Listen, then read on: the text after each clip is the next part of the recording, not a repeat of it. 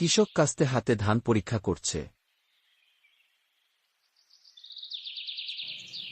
আজ ধান কাটা শুরু করব, ফসল একদম পেকে গেছে, যাই তাড়াতাড়ি ধানগুলো কেটে ফেলি।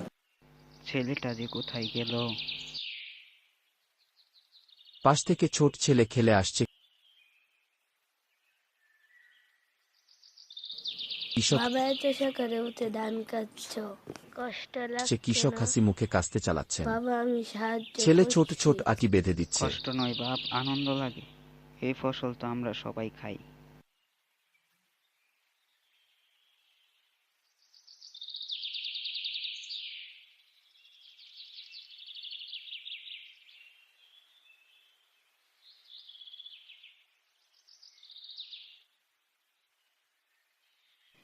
বাবা, আমি বড় হয়ে তোমার মতন কৃষক হব।